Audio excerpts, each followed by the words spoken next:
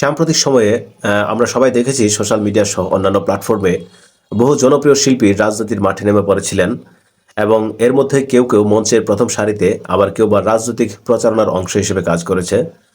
কিন্তু আজ যখন সময় বদলেছে, ক্ষমতার পালাবদল যখন হলো, বিশেষ করে জুলাই গণউত্থানের পর, তখন একটি প্রশ্ন কিন্তু থেকেই যায়, সেটি হচ্ছে সেই শিল্পীদের বর্তমান ভবিষ্যৎ কোথায়। কখনো দুর্নীতি, কখনো ক্ষমতার অপব্যবহার কিংবা অন্য কোনো অভিযোগে তাদের মুখোমুখি হতে হচ্ছে কঠিন বাস্তবতার মুখে।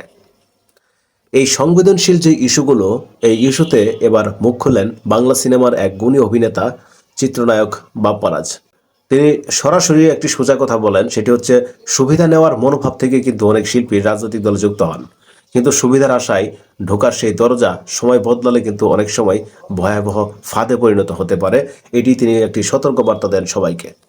বাপ্পারাজের কথায় ফুটে উঠেছে একটি প্রশ্ন: শিল্পীরা কেন রাজনীতিতে যান? শুধুই দেশ সেবার জন্য, নাকি ব্যক্তিগত কোনো স্বার্থে?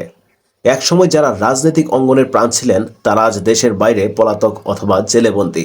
এই পরিণতি আমাদের সবাইকে ভাবতে কিন্তু বাধ্য করে।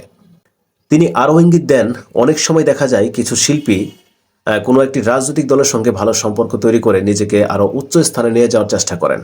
কারো কারো চোখ থাকে সরকারি অনুদান, সরকারি পদ বা প্রভাবশালী কোনো পরিচয়ের পেছনে। কিন্তু যখন রাজনৈতিক পরিবর্তন ঘটে, তখন সেই সুবিধাজনক সম্পর্ক হারিয়ে যায় এবং বিপদের কারণ হয়ে যায়। বাপ্পারাজ নিজেকে কোনো রাজনৈতিক দলের সদস্য হিসেবে বিবেচিত করেনি কখনো। বিভিন্ন অনুষ্ঠানে দাওয়াত পেয়েছেন ঠিকই, হয়তো আওয়ামী লীগের প্রোগ্রামে, নয়তো বিএনপির কোনো প্রোগ্রামে, কিন্তু তা কখনোই তার পেশাদারিত্বে কিন্তু প্রভাব ফেলেনি। আর তাই তিনি জানান, কোনো পুলিশ তার পেছনে কখনো দৌড়ায়নি, কেউ জিজ্ঞাসা করেনি তুমি কেন সেখানে গিয়েছিলে। এই বক্তব্য আমাদের চোখে আঙুল দিয়ে দেখিয়ে দেয়, একজন শিল্পী তার নিজস্ব পেশার প্রতি যদি শ্রদ্ধাশীল থাকেন এবং সন্তোষ মনোভাব পোষণ করেন, কিংবা রাজনৈতিক সুবিধার আশায় না দৌড়ান, তবে তিনি নিজের সম্মান ও নিরাপত্তা দুই বজায় রাখতে সক্ষম। এতে প্রমাণ হয়, নিরপেক্ষতা কখনো ক্ষতির কারণ হয় না, বরং দীর্ঘমেয়াদে রক্ষা করে তার সম্মান। শিল্পী মানেই সমাজের আয়না, জাতির সংস্কৃতির বাহক। রাজনীতি যদি করতেই হয়, তবে তা হোক একান্তভাবে সেই দায়িত্ব নিয়ে, পূর্ব প্রস্তুতি এবং আদর্শকে সামনে রেখে। কিন্তু একজন সক্রিয় অভিনেতা যখন রাজনৈতিক সুবিধা পেতে গিয়ে নিজেকে রাজনৈতিক দলের মুখপাত্রে পরিণত করেন, তখন তার পরিচয় ঝাপসা হয়ে যায় এবং শিল্পী নাকি রাজনীতিবিদ সেটি নিয়ে প্রশ্ন ওঠে।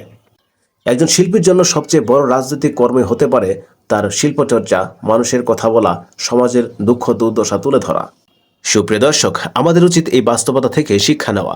আর যারা শিল্পী বা জনসচেতন মানুষ, তাদের প্রতি আমাদের আবেদন, আসুন আমরা দল নয়, দেশ নিয়ে ভাবি। ক্ষমতা নয়, বরং সমাজের উন্নয়ন নিয়ে কথা বলি। চ্যানেলটি সাবস্ক্রাইব করে পাশে থাকুন, ফেসবুক পেজ ফলো করুন, যাতে আমরা একসাথে গড়ে তুলতে পারি একটি সচেতন ও নৈতিকতা ভিত্তিক সমাজ।